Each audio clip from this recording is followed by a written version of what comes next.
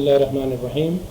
अस्सलाम वालेकुम dear friends, उम्मीद है आप खैरियत से होंगे। आज इस वीडियो में एनाटॉमी एंड हिस्टोलॉजी से रिलेटेड वीडियो है। एंडोक्राइन सिस्टम की बात करते हैं। एंडोक्राइन सिस्टम में पेंक्रियास के बारे में सबसे पहले बात होगी। What is pancreas and its location and its blood supply and its function.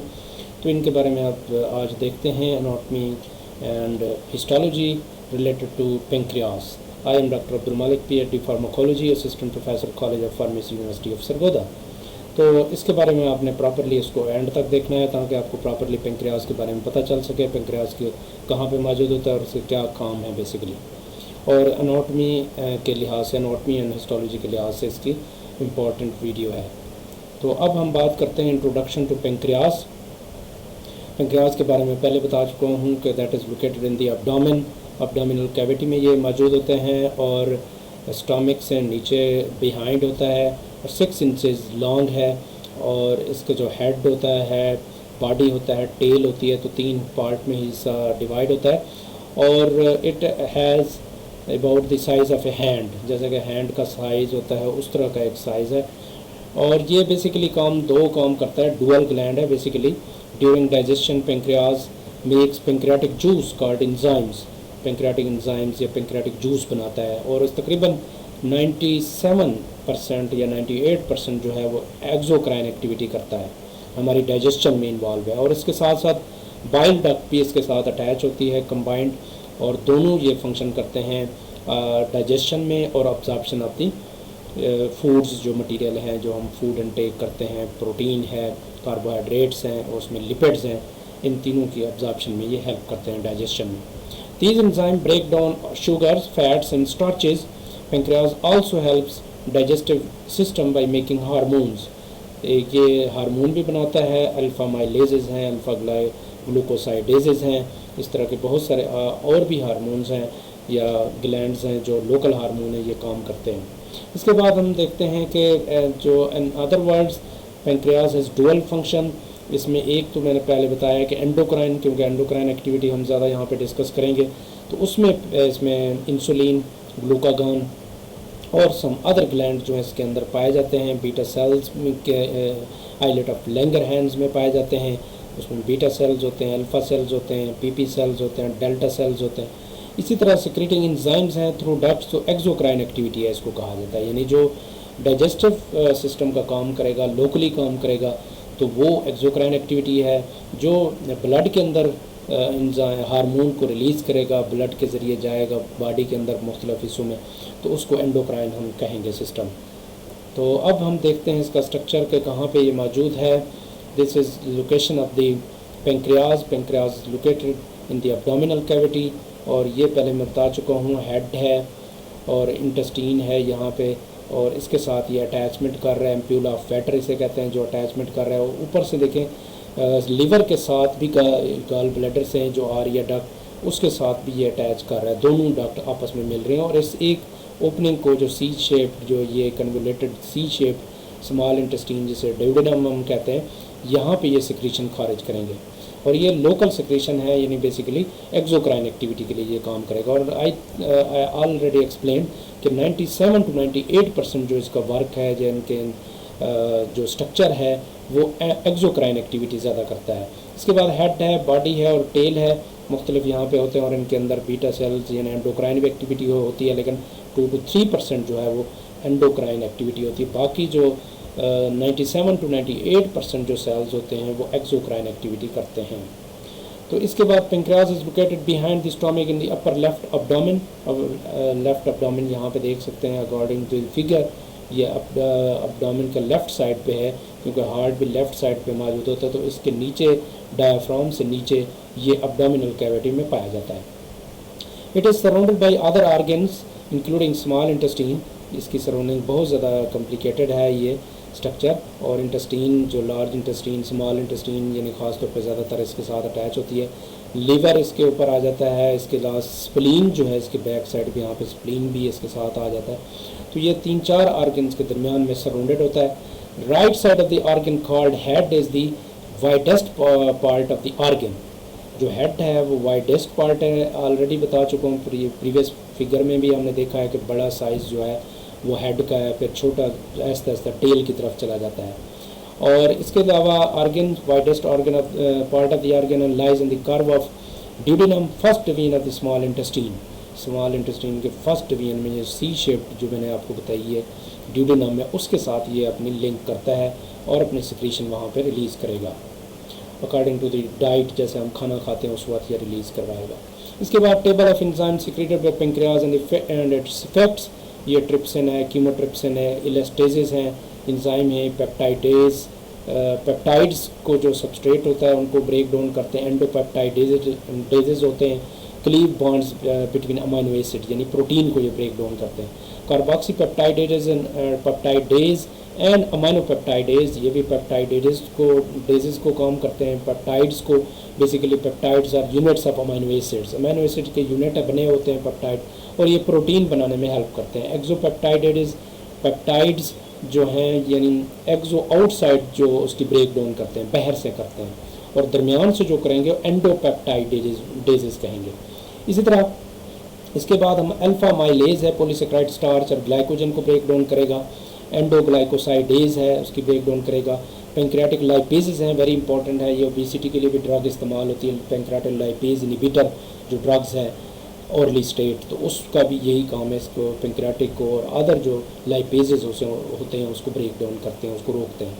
ट्राईग्लिसरोल्स and 1,2 diacyl glycerol fatty acid glycerol and 2 mono जो है इसाइल ग्लिसरोल को जो है ये ब्रेक डाउन करता है, इनका एक्शन होता है, यानी यूनिट्स फॉर्म में ये कन्वर्ट करता है, फिर अब्जॉर्प्शन की आसान हो जाती है। इसके बाद हमने इसका बेसिक स्ट्रक्चर देखते हैं, where is that located, already explain.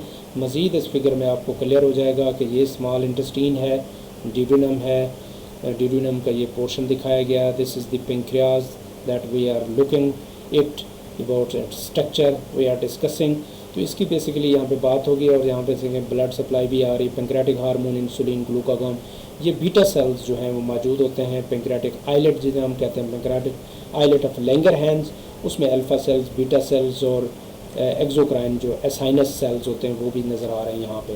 तो लिहाजा हमारे पास ये पॉइंट हुआ कि यहाँ पे स्प्लीन है, इसकी लोकेशन अगर देखी जाए, यहाँ पे ब्लड सप्लाई इनके साथ अटैच होती है विद स्प्लीन एंड पेंक्रियाज, और यहाँ पे कंबाइंड बाइल डक्ट जो है वो अटैच हो रही है। मैंने पहले बताया था कि बाइल डक्ट्स हैं, और यहाँ से जो दूसरी डक्ट है digestive enzyme ampulla of waiter इसे कहते हैं, इस जगह पे ये ओपन करते हैं। पेंक्रियाटिक डक्ट्स ये आ रहे हैं, एसाइनर सेल्स जो हैं ख़ासतौर पर डाइजेस्टिव एंजाइम्स को रिलीज़ करवाते हैं।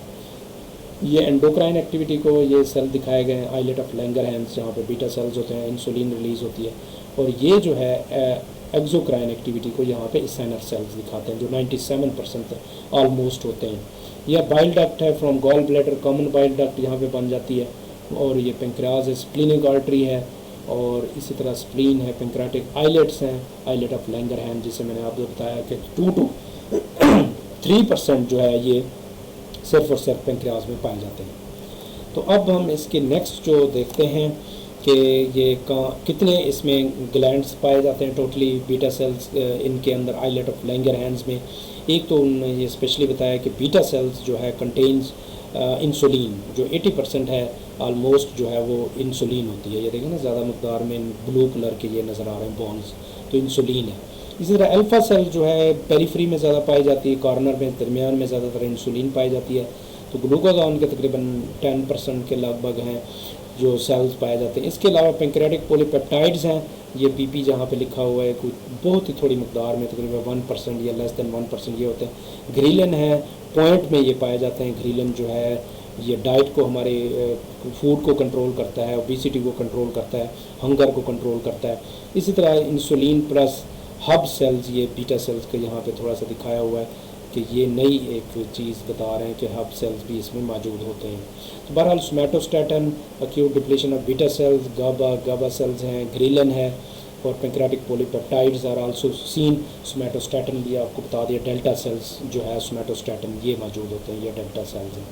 तो मुख्तलिफ इनके हार्मोन्स एंजाइम्स होते हैं जो इनको काम करते हैं, जैसे विटामिन डी के receptors are also found in the pancreas या बीटा सेल्स में पाए जाते हैं, आइलेट ऑफ लैंगरहैंस में। इसी तरह अदर जो एसिटाइलकोलिन के हैं, cholinergic receptors are also found तो इस तरह के बहुत सारी चीज़ें हैं डीपली इसकी अगर स्टडी की जाए तो हमें नज़र आएंगे।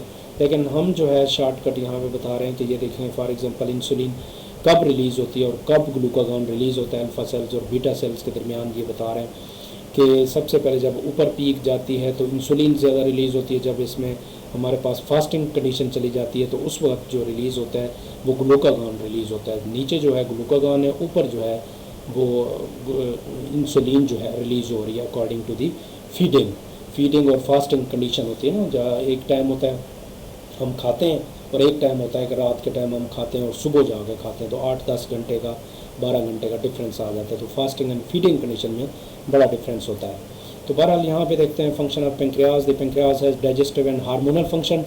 दो इंपॉर्टेंट फंक्शन है, एक डाइजेशन का काम करेगा, एक हार्मोनल फंक्शन है। जैसे कि मैंने बताया आपको कि वो एक्सोक्राइन एक्टिविटी के लिए कुछ हार्मोन्स होते हैं और कुछ एंडोक्राइन के लिए भी काफ़ी सारे हार्मोन अभी डिस्कस कर चुका हूँ। एटलीस्ट 5 हार्मोन जो हैं वो एंडोक्राइन है।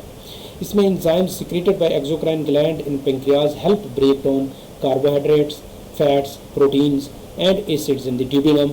एसिड की भी ड्यूडेनम में जो ब्रेक डाउन होती है उसको भी ये कम करता है, बाइकार्बोनेट ज़्यादा रिलीज़ करेगा। This also secretes a bicarbonate to neutralise stomach acid in duodenum, वरना वहाँ पे भी एसिडिटी बढ़ जाए और पेप्टिक जो गैस्ट्रिक अल्सर है ख़ासतौर पर इनका स्मॉल इंटेस्टीन का, उनके चांसेस बढ़ जाते हैं। इनमें बाइकार्बोनेट होते हैं बहुत ज़्यादा मकदार में जो न्यूट्रलाइजेशन कर देते हैं, एसिड को कम कर देते हैं, उसकी पीएच कम ले आते हैं यानी अल्कलाइन कर देते हैं। Hormone secreted by endocrine gland in pancreas और इंसुलिन एंड ग्लूकागॉन, ये पहले बता चुका हूँ कि एंडोक्राइन जो एक्टिविटीज़ ज़्यादा करते हैं, जो ज़्यादा मशहूर हैं, ज़्यादा पता है, जिनके बारे में फेमस है, वो इंसुलिन एंड ग्लूकागॉन है। इंसुलिन जो है ग्लूकोज लेवल को कम करता है, ब्लड का ग्लूकोज यानी हाइपरग्लाइसीमिया को कम करेगा। ग्लूकागॉन जो है ग्लूकोज लेवल को इंक्रीज़ करेगा अगर बॉडी में कम हो जाता है। विच regulate level of glucose in the blood and somatostatin which prevents the release of other 2 hormones, जो अदर 2 हार्मोन्स है उसको कम करते हैं। इसी तरह के जो ब्लड सप्लाई तो दी पेंक्रियाज की बात करते हैं, कौन कौन से, एक तो स्प्लिनिक वेन है, ये स्प्लिनिक आर्टरी है और उसी तरह स्प्लिनिक वेन भी होगी साफ ज़रा। तो स्प्लीन जो है इसको प्रोवाइड करेगा टेल वाले एरिया से, बॉडी वाले एरिया से। देखें स्प्लीन को जो ब्लड सप्लाई हो रही है सीलियक आर्टरी से, तो इसको भी साथ साथ सप्लाई कर रहे हैं। इसके साथ यहाँ पे गैस्ट्रोड्यूडिनल यहाँ पे आर्टरी है जो जीआईटी को भी सप्लाई करेगी और साथ साथ इसको भी सप्लाई कर रहे हैं, कुछ portion of the head of the pancreas को भी सप्लाई कर रहे हैं। इसी तरह तीसरी जो इसकी इम्पॉर्टेंट है इन्फीरियर पेंक्रियाटोड्यूडिनल आर्टरी, पेंक्रियाटोड्यूडिनल आर्टरी ड्यूडिनम को भी देती है और पेंक्रियाज को भी देती है। देखिए पूरा एक साइकिल बना रहे हैं। इसके बाद सुपीरियर मेजेंटेरिक आर्टरी और वेन है, ये जो स्मॉल इंटेस्टीन को जो प्रोवाइड करते हैं, अपर गट, लोअर गट को या मिड गट को जो प्रोवाइड करते हैं, तो वो सुपीरियर मेजेंटेरिक आर्टरी और वेन है। तो ये 3 कम अज़ कम एटलीस्ट वेरी इंपॉर्टेंट है। और इसके साथ पोर्टल वेन में ये ब्लड जाएगा, स्प्लिनिक वेन और हेपेटिक पोर्टल वेन में जब जाएगा तो वो लीवर से क्रॉस करके जाएगा। जो भी इंसुलिन रिलीज़ होगी, ग्लूकागॉन होगी, तब भी वो लीवर से गुजर के जाएंगे और फिर वो विनस ब्लड में जाएगा, फिर आर्टरी हार्ट में जो है वो डिलीवरी होगी उसकी। तो इस तरह की जो चीज़ें हैं इसको समझना बहुत ज़रूरी है। यहाँ पे लिम्फेटिक सप्लाई यहाँ पे बताई गई है बेसिकली कि कैसे स्प्लीन यहाँ पे मौजूद है, सुपीरियर बॉडी है। इसके अलावा इंफीरियर बॉडी स्प्लिनिक जो लिम्फ नोड्स हैं, पोस्टीरियर पेंक्रियाटोड्यूडिनल लिम्फ नोड्स हैं, ये सारे लिम्फ नोड जो है ना स्प्रेडेड हैं, डिस्ट्रीब्यूटेड हैं और इनसे भी लिम्फेटिक सिस्टम भी इनके अंदर मौजूद होता है क्योंकि वेरी इंपॉर्टेंट ये आर्गन है। ग्लूकोज को, हाइपरग्लाइसीमिया को ये कम करने में बड़ा इंपॉर्टेंट है। डायबिटीज़ जो डिज़ीज़ है वो कॉमन इसकी वजह से होती है, तो लिहाजा इसको अगर प्रॉपरली कंट्रोल किया जाए तो ऑटोमेटिकली हम सेव कर सकते हैं। ये सीलियक लिम्फ नोड है क्योंकि सीलियक आर्टरी होती है जहाँ से ये ब्लड सप्लाई होती है।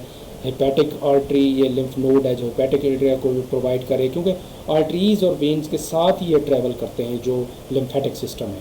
इसी तरह ड्यूडिनम ये दिखाया गया सी शेप और इंटीरियर पेंक्रियाटोड्यूडिनल लिम्फ नोड्स हैं, पाइलोरिक लिम्फ नोड्स हैं, हेपेटिक लिम्फ नोड्स हैं, मल्टीपल नेम्स आर देयर और सुपीरियर मेजेंटेरिक लिम्फ नोड्स हैं अकॉर्डिंग टू द नेम वो बताया गया। डायग्नोसिस अगर देखा जाए इनमें अगर कोई प्रॉब्लम आ जाता है फॉर एग्जांपल पेंक्रियाज में तो कैसे हम इसका डायग्नोसिस करेंगे। एक तो सबसे पहले पेंक्रियाटिक फंक्शन टेस्ट करेंगे to check the digestive enzymes, कौन कौन से एंजाइम है, फॉर एग्जांपल अमाइलेजेस सही वर्क कर रहे हैं या नहीं कर रहे, लाइपेजेस सही वर्क कर रहे हैं या नहीं कर रहे, कितनी मकदार में रिलीज़ हो रहे हैं, उसके स्पेशल टेस्ट हैं जैसे लीवर फंक्शन टेस्ट हम करते हैं, किडनी फंक्शन टेस्ट करते हैं। इस तरह पेंक्रियाटिक फंक्शन टेस्ट भी होते हैं। Ultrasound, CT scan and MRI magnetic resonance imaging जो है which make images of the pancreas, उसको भी यूटिलाइज करके हम इसकी इमेजेस लेंगे और फिर डेटा कलेक्ट करेंगे कि क्या इसकी डिजीज़ है, क्या प्रॉब्लम है। पेंक्रियाटाइटिस भी हो सकता है, समटाइम डिजीज़ हैं बहुत ज़्यादा। इसके बाद हमारी ERCP है, एंडोस्कोपिक रेट्रोग्रेड कोलेंजियो पेंक्रियाटोग्राफी है, एक टेक्निक है ERCP। लॉन्ग ट्यूब होती है with camera on and to look at pancreatic and bile duct को देखने के लिए ये इस्तेमाल करते हैं। तो ये बाइल डक्ट और इसकी जो पेंक्रियाज को लुक करने के लिए कि इसमें कोई प्रॉब्लम तो नहीं है, ये एंडोस्कोपिक मेथड है, यानी ओरली इसको हम डिलीवर करेंगे। इसके बाद जो है बायोप्सी है, यानी इसका कोई कट पीस लेके नीडल से रिमूव करके कुछ पीस टिश्यू का, वो हम चेक करते हैं, स्टडी करते हैं माइक्रोस्कोप के ज़रिए, हिस्टोलॉजी में जैसे स्टडी की जाती है कि इसमें कोई कैंसर तो नहीं है, कोई और तो प्रॉब्लम नहीं है। तो वहाँ से भी हमें पता चल जाएगा हाइपरट्रॉफी है या एनी कोई डिजीज़ उसमें नज़र आती है, या उनके सेल्स का साइज़ डिफरेंट हो गया। स्वेट क्लोराइड टेस्ट है, ये भी स्वेट का किया जा सकता है। जेनेटिक टेस्टिंग भी है कुछ, उनसे भी पता लगाया जा सकता है कि क्या प्रॉब्लम है। तो यहाँ पे कॉमन बाइल डक्ट स्टोमक के डिजीज़ के बारे में थोड़ा सा बताया हुआ है कि इनकी हम कैसे लुक करेंगे। और ये जो है दिखाया गया है कि हम एम्प्यूला वेटर है, ये वाला एरिया मैंने आपको बताया, पेंक्रियाटिक डक्ट जो ओपन कर रही है सी शेप्ड में, और इसका जो ये वाला जो अटैचमेंट है कोलेंजियो, जो हमने लास्ट में अभी ERCP की बात की है, वो यहाँ तक एंडोस्कोपिक जो ट्यूब होती है यहाँ तक आती है, यहाँ पे कैमरा होता है और उसकी लोकेशन से देखते हैं कि इसमें कोई प्रॉब्लम है या नहीं है अंदर दाखिल करके। तो इसके बाद डिजीज़ ऑफ पेंक्रियाज हैं, कौन कौन सी हो सकती हैं। एक्यूट पेंक्रियाटाइटिस है, पेंक्रियाज की एक सीवियर कंडीशन हो जाती है। एक क्रोनिक भी होती है कि क्रोनिक में आहिस्ता आहिस्ता डिजीज़ फैलती है, और एक्यूट में फौरी जो है वो प्रॉब्लम आ जाता है, अचानक ही होता है। Acute pancreatitis is sudden attack causing inflammation of the pancreas and is usually associated with severe upper abdominal pain होता है। अपर एब्डोमिनल पेन बहुत ज़्यादा होता है इससे, तो इसकी एक निशानी है, इंडिकेशन है, फिर इसको टेस्ट करने से पता चलेगा। क्रोनिक पेंक्रियाटाइटिस भी हो सकता है, हेरिडिटरी पेंक्रियाटाइटिस भी हो सकता है, विरासती तौर पे अगर किसी को पेंक्रियाटाइटिस का मसला है, इन्फ्लेमेशन ऑफ द पेंक्रियाज है, तब भी हो सकती है। पेंक्रियाटिक कैंसर भी हो सकता है, सिस्टिक फाइब्रोसिस जो है वो भी इससे रिलेटेड डिजीज़ है, और डायबिटीज़ टाइप 1 एंड टाइप 2 जो इसी से हो सकता है। बीटा सेल जो आइलेट ऑफ लैंगरहैंस है वो उसमें डिस्ट्रॉय हो जाते हैं अगर टाइप 1 होगी। टाइप 2 में जो है उसकी कैपेसिटी इतना नहीं होती कि वो कंपनसेट कर सके बॉडी को, क्योंकि उसमें obesity, other factors, smoking, multiple other factors are there. Thank you very much for your listening, for your attention. God bless you all. Allah Hafiz. If you have any question related to pancreas, you can write in the comment section. Further, I still explain the hormone insulin. जो hormone insulin के बारे में discuss करूँगा,